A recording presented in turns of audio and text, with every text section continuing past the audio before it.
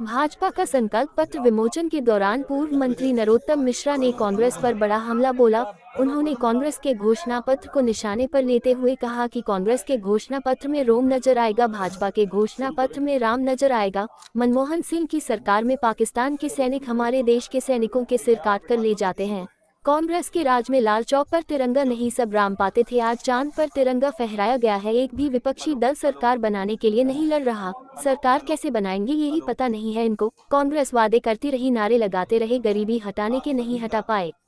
वहीं इंडी गठबंधन को घेरे में लेते हुए नरोत्तम मिश्रा ने कहा कि माननीय मोदी जी वतन के लिए व्यक्ति हैं और विपक्ष मटन के लिए जीने वाले हैं। मोदी जी की गारंटी को लेकर जनता के बीच है, गारंटी शब्द बोलोगे तो मोदी जी का चेहरा नजर आएगा। 370-35 3 तलाक, राम मंदिर पूरा हुआ, 4 करोड़ प्रधानमंत्री आवास बने, 3 करोड़ और बनेंगे। हमने देश के 11 करोड़ घरों में जल पहुंचाया। प्रधानमंत्री नरेंद्र मोदी के 10 वर्षों के कार्यकाल का उल्लेख करते हुए उन्होंने कहा कि मोदी जी ने 25 करोड़ लोगों को गरीबी रेखा से हटा दिया। देश के अंदर शांति लाने का काम मोदी जी ने किया। हमने वादा किया है, यूसीसी का कांग्रेस शरीयत की तरफ ले जाने वाला घोषणा पत्र है। सभी को प्रणाम करता हूं। सभी को नमस्कार। सभी को दोनों हाथ जोड़ के प्रणाम करता हूं। जैसा माननीय आशीष जी ने आपका ध्यान आकर्षित किया विषय के ऊपर, और भारतीय जनता पार्टी माननीय मोदी जी की गारंटी को लेकर कल जनता के बीच में आई। गारंटी शब्द ऐसा हो गया कि अब ये एक दूसरे के पूरक हो गए हैं। आप गारंटी शब्द बोलोगे तो मोदी जी का चेहरा नजर आएगा, और मोदी जी का चेहरा की तरफ देखोगे तो उसमें काम की गारंटी नजर आएगी। एक विश्वसनीयता का नाम हो गया है। तुलनात्मक रूप से आप वैसे भी अगर देखोगे तो आपको यह दृष्टिगोचर भी होगा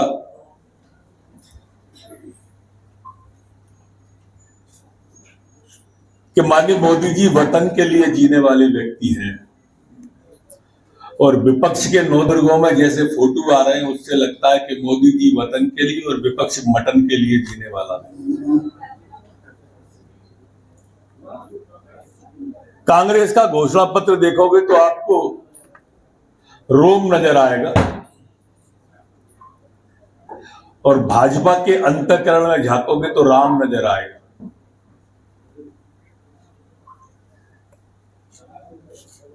जो कहा वो करके दिखा दिया, और जो कह रहे हैं वो भी करके दिखा देंगे। ये विश्वास भाजपा के साथ है। और दूसरी तरफ विपक्ष है, वो विपक्ष में कैसे गारंटियां पूरी होंगी कह ही नहीं सकते। एक भी विपक्षी दल बहुमत के लिए नहीं लड़ रहा, सरकार बनाने को नहीं लड़ रहा। 273 सीटों पर एक भी विपक्ष नहीं लड़ रहा।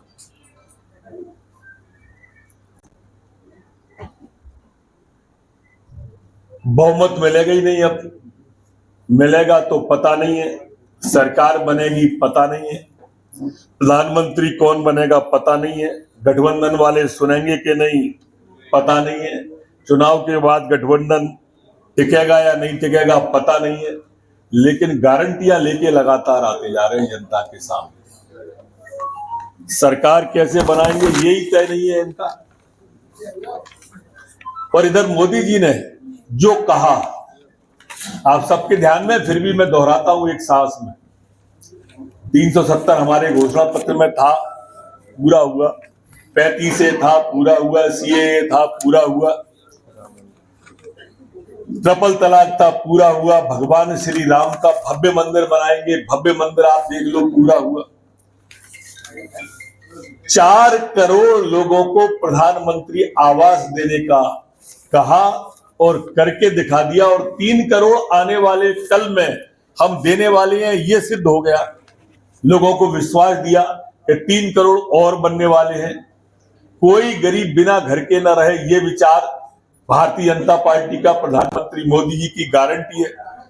हमने प्रदेश के अंदर देश के अंदर 11 करोड़ परिवारों में, ग्रामीण में नल से जल पहुंचाया। 12 करोड़ शौचालय इस प्रदेश के अंदर माननीय मोदी जी ने बनाए और लज्जा के वातावरण से मातृशक्ति को दूर किया। 1 करोड़ बहनाओं को लखपति बनाया और 3 करोड़ महिलाओं को लखपति बना देंगे, ये संकल्प लिया।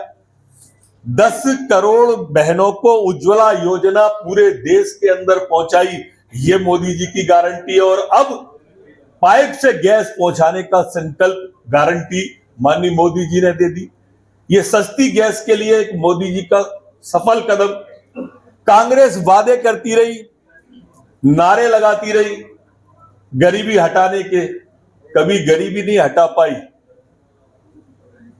इनके नारों में गरीब हटते चले गए, गरीबी नहीं हटी। मोदी जी ने 25 करोड़ लोगों को गरीबी रेखा से निकालकर देश के सामने उदाहरण प्रस्तुत कर दिया और वादा कर दिया कि आने वाले कल में इससे अधिक लोगों को गरीबी से बाहर निकाल देंगे। मोदी जी ने विश्व के अंदर भारत को 5वीं आर्थिक बड़ी ताकत बना के विश्व का ध्यान आकर्षित कर दिया और गारंटी दे दी कि अगले 5 साल में विश्व की तीसरी बड़ी ताकत अगर कोई बनेगा तो मोदी जी की सरकार बनेगी और भारत विश्व की तीसरी बड़ी ताकत मोदी जी बना के देंगे। ये काम मोदी जी ने करके आम लोगों के और आप सबके सामने रख दिया। एक इतिहास को रचने का काम, देश के अंदर शांति लाने का काम अगर किसी ने किया, आप सबको मालूम होगा मोदी जी के आने के पहले का भारत और आज का भारत पलटा किया माननीय मोदी जी ने। मोदी जी के आने के पहले मनमोहन सिंह जी की सरकार थी, पाकिस्तान के आतंकवादी सैनिक आते थे, हमारे सैनिकों के सर काट के ले जाते थे। लेकिन मोदी जी के आने के बाद में दुश्मन की आंखों में आंखें डाल के बात करने वाला प्रधानमंत्री देश को मिला। मोदी जी के आने के बाद में उधर से गोली भी आई तो इधर से गोला गया है, आतंकवादियों का गोला। माननीय मोदी जी हैं जिन्होंने मनमोहन सिंह की सरकार में हम कश्मीर पे लाल चौक पे तिरंगा नहीं फहरा पाते थे। मोदी जी के आने के बाद में कश्मीर की तो बात चली क्या है, चांद पे तिरंगा फहरा दिया भारत ने। ये तिरंगे की उपलब्धि है। रूस और यूक्रेन के युद्ध में आपने तिरंगे की शान देखी होगी, भारत का मान देखा होगा, देश का सम्मान देखा होगा। जब बस पे लगा के हमारे बच्चों को लेके बसें आई तो दोनों सेनाओं की हिम्मत नहीं पड़ी कि वो उनको रोक दें, हमारे बच्चों को रोक ले या गोली चला दें। ये तिरंगे का मान, ये भारत का मान, ये भारत का सम्मान अगर किसी ने बढ़ाया तो माननीय मोदी जी ने बढ़ाया। आज हमने वादा किया है यूसीसी का, माननीय मोदी जी ने गारंटी दी है यूसीसी की। और आप भाई कांग्रेस की गारंटी देखोगे तो शरीयत की तरफ जाती हुई दिख रही होगी कांग्रेस की गारंटी। ये वापस 370 कश्मीर में लगाना चाहने वाली कांग्रेस है। हम शांति समृद्धि लाने वाली पार्टी वाले लोग हैं, ये शरीयत की तरफ ले जाने वाली कांग्रेस पार्टी है। आप कांग्रेस पार्टी का घोषणा पत्र देखेंगे तो इसमें आपको मुस्लिम लीग की झलक दिखाई देगी और भारतीय जनता पार्टी का घोषणा पत्र देखोगे तो इसमें आपको राष्ट्रवाद की झलक दिखाई देगी। ये ईडी गठबंधन के आधे लोग जेल में हैं, आधे लोग बेल पे हैं, बाकी भ्रष्टाचार के खेल में। मोदी जी के कार्यकाल में पूरे में ना कोई 2G हुआ, ना 3G हुआ, ना 4G हुआ, ना जीजाजी हुआ।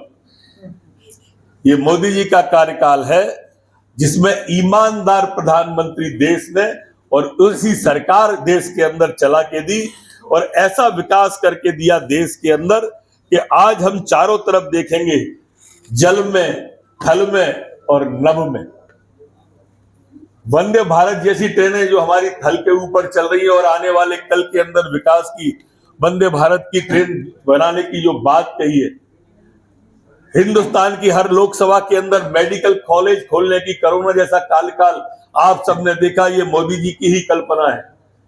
आज हम ग्वालियर के अंदर प्रेस कॉन्फ्रेंस कर रहे हैं। ग्वालियर का एयरपोर्ट आप देखेंगे तो आपको लगेगा कि वास्तव में मोदी जी ने क्या ये ग्वालियर का ही नहीं है, मैंने उदाहरण ग्वालियर का दिया। हिंदुस्तान के ऐसे रेलवे स्टेशन, जितने भी रेलवे स्टेशन है, उनका कायाकल्प, एयरपोर्ट का कायाकल्प, हमारे यहाँ पनडुब्बी का जो क्षेत्र था, ये सारे के सारे आप देखेंगे और आकाश के अंदर आपने अंतरिक्ष का, चंद्रयान का और सूर्ययान का ये परीक्षण सफल हुआ है, वो सब देखे होंगे।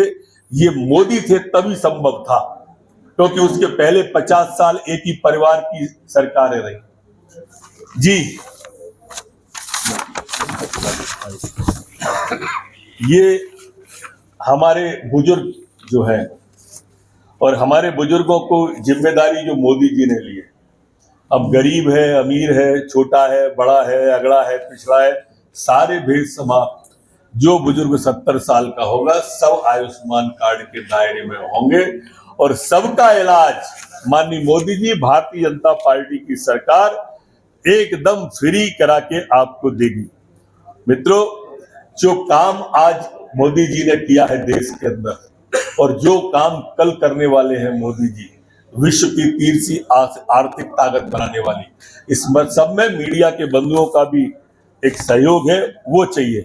आपने ईडी गठबंधन का एक और देखा होगा, उन्होंने ईडी गठबंधन के जो माकपा है, मार्क्सवादी कम्युनिस्ट पार्टी, उसने गठबंधन में परमाणु जो बम है उसमें देश की सुरक्षा पर ही एक प्रश्न चिन्ह लगा दिया। परमाणु बम के समझौते की बात करके उसको हटाने की बात जिस तरह से उसने की है, वास्तव में ये देश के लिए घातक है।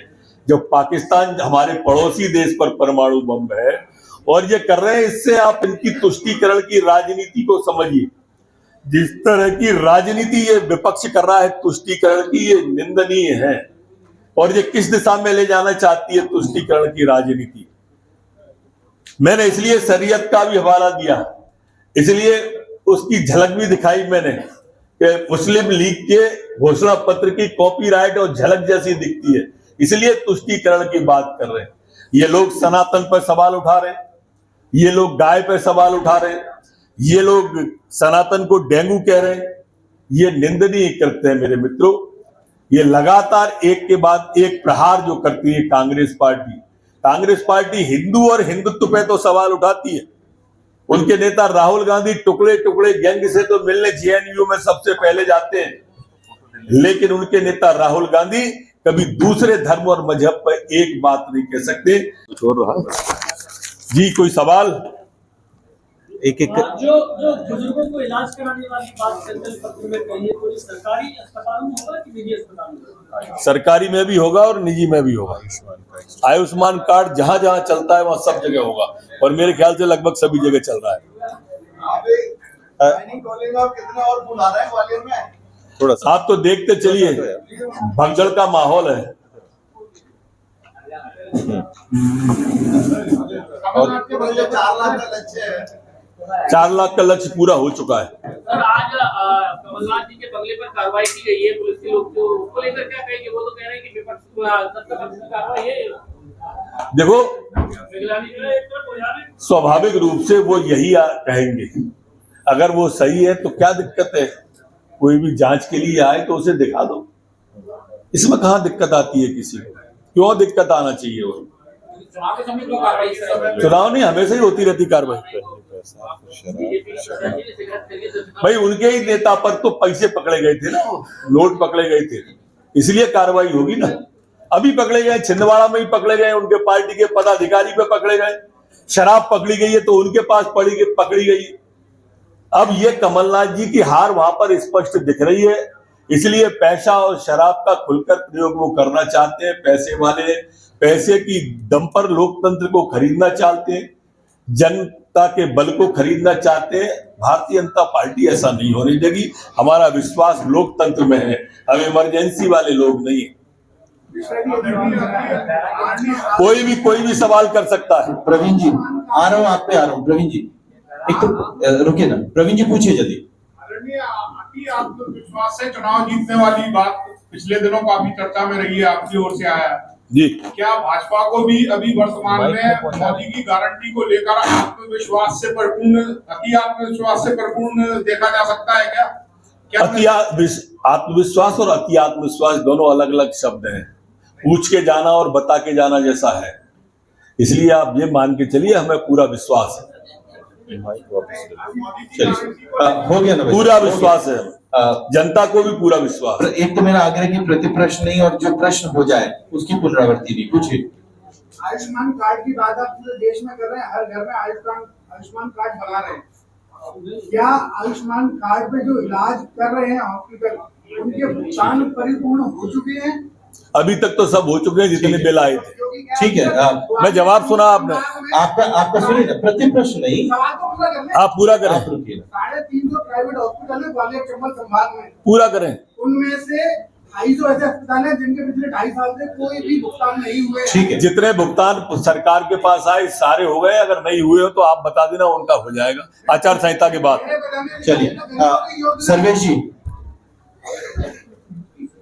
गरिमा, मैं पूछना चाहूंगा कि ऐसे कौन से नाम है जिनको आपने मना कर दिया हो, आप बताओ भाई। संकल्प पत्र और डॉक्टर गोविंद सिंह को ऑफर आपने दिया है कि नहीं? वो हार भी चुके हैं, बुढ़ापा भी है, तो आपके तरफ नहीं है। विषयांतर हो जाएगा। मेरे मित्र है, ये सही बात है, और मैंने किसी को भी ऑफर कोई नहीं दिया है। तो मना किसको किया? विषयांतर हो जाएगा। मैंने किसी को मना नहीं किया। द्वार खोले।